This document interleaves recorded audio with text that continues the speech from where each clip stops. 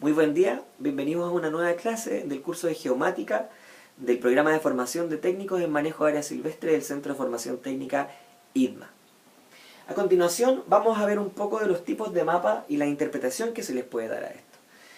Esta definición nos dice que los mapas persiguen objetivos bien definidos, ¿ya? Dice que hacen referencia a la representación de ciertas características de distribución, relación, densidad o regionalización de objetos reales, ¿ya? O de objetos abstractos. En la definición de un mapa se identifica la existencia de objetos que tienen una dimensión espacial. Todos los objetos, o una gran proporción de los objetos que nosotros vemos tienen una dimensión espacial y pueden ser mapeados, ¿ya? Por ejemplo, yo puedo hacer un mapa de pobreza, graficando, por ejemplo, por comuna diferentes indicadores, un mapa de delincuencia, etc.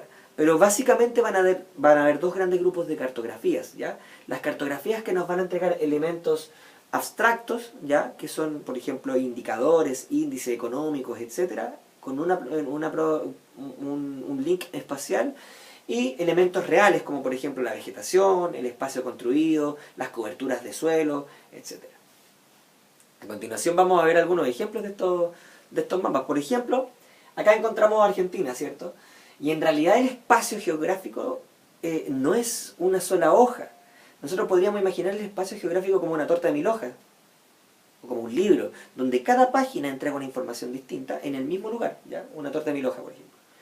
Por lo tanto, por ejemplo, aquí vamos a tener Argentina, pero visto desde tres formas distintas, ¿ya? Por ejemplo, la primera de acá muestra las ecorregiones de Argentina, que son los lugares caracterizados según su tipo de vegetación, los ecosistemas.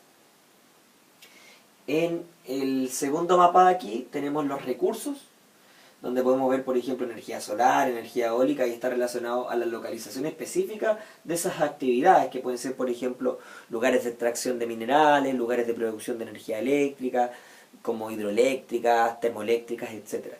En el mismo espacio estamos representando dos cosas distintas. Y este de acá nos muestra los sistemas hidrográficos, ¿ya? Los sistemas de drenaje de Argentina, que están caracterizados por los diferentes ríos y cuencas que la componen. Por lo tanto, en un mismo punto, por ejemplo, acá, vamos a tener que en ese lugar hay minería, corresponde a un tipo de ecosistema del tipo Pampa, y además pertenece a la cuenca del Río de la Plata. Fíjense que en diferentes mapas podemos hacer diferentes cosas, ¿ya? Si esto lo juntáramos en un mismo mapa, es difícil de interpretar, por lo tanto, uno puede separar la información en distintas cartografías. ¿Se acuerdan que habíamos revisado, ¿cierto?, en clases anteriores de que hay dos tipos de representación, coberturas del tipo raster y coberturas del tipo vector?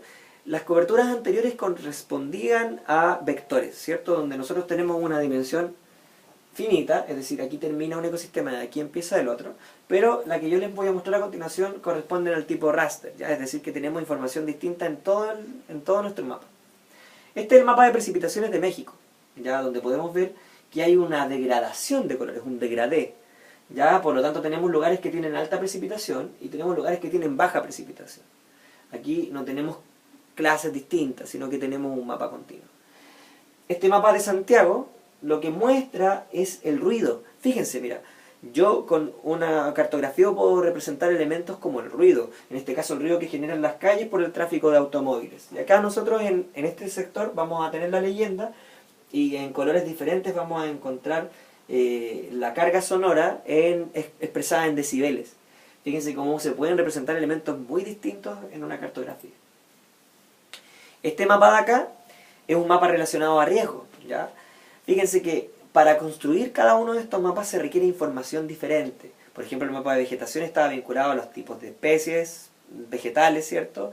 O puede a lo mejor considerar características climáticas, etc. Un mapa político va a considerar simplemente niveles de jurisdicción de diferentes administraciones políticas, ¿cierto? Comunas, distritos, regiones, etc. Este mapa de acá es un mapa de riesgo volcánico, del volcán Villarrica. Y nosotros vamos a tener en colores distintos, ¿cierto? Desde el más rojo al más clarito, los niveles de riesgo que se encuentran. Entonces, por ejemplo, podemos identificar que hay diferentes zonas de riesgo. La base cartográfica que está utilizando este mapa es la cartografía base del IGM. ¿Se acuerdan? La que vimos en la clase anterior, que tiene elementos como, por ejemplo, la topografía, curvas de nivel, aquí tenemos topónimos, ¿cierto? Licanray es una ciudad aquí, ¿cierto? Etcétera. Y ahora le integramos esta capa de información. Este es un mapa más familiarizado a lo que trabajan ustedes, ¿cierto? En sus unidades de áreas silvestres protegidas, y corresponde a una zonificación. En este caso es la zonificación del Parque Nacional Nahuel Buta. Y acá lo que vamos a representar en nuestra cartografía son las aptitudes de uso que tienen las diferentes partes de este parque nacional.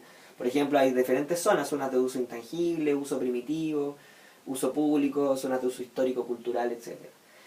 Y esto nos permite, ¿cierto? Si nosotros viéramos este lugar a lo mejor desde el punto de vista de su vegetación, vamos a ver algo más homogéneo, pero nos permite visualizar cómo las medidas de manejo de sus áreas protegidas se expresan de forma espacial. Fíjense que el mapa tiene todos los elementos que nosotros habíamos mencionado. Por un lado tiene una grilla, ¿cierto? En este caso la grilla se encuentra en formato UTM, que nos está indicando acá, ¿cierto? El mapa. Y nos indica también la información técnica, como la base geodésica. En este caso es SAT, podría ser otra. En este caso es la que utilizaron acá. La escala del mapa, que nos dice que este mapa es una escala 1/70.000. Si uno lo imprimiera, tendría que imprimirlo como originalmente se construyó para tener esa misma escala. La escala gráfica, que nos muestra cuánto equivale esa porción en metros, ¿cierto?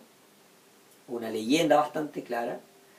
Y además tiene un título arriba, ¿cierto? El título nos dice Mapa de zonas de manejo del Parque Nacional Nahuel Buta. Por lo tanto, ahora ya podemos entender cada uno de los elementos que tiene esta cartografía, basado en la clase anterior. Esa ha sido la clase número 8, ¿cierto? Hemos entendido de que las representaciones cartográficas, los mapas, nos permiten entregar una cantidad de información gigantesca, donde es importante comprender, por ejemplo, cuál es el objetivo de ese mapa. Vamos a tener, por ejemplo, cartografías que tienen un fin determinado, que pueden representar elementos reales como la vegetación, unidades geológicas, etc. Y elementos abstractos, como por ejemplo estas zonas de manejo, ¿ya? Que están basadas en temas políticos, administrativos, capacidades de carga, etc. Por lo tanto, el mapa se convierte en un elemento fundamental, ¿cierto?, de manejar y poder interpretar, para poder hacer, por ejemplo, en sus respectivas áreas protegidas, diferentes situaciones de manejo, comprender el territorio, comprender cuáles son las características de un lugar específico dentro de sus áreas protegidas.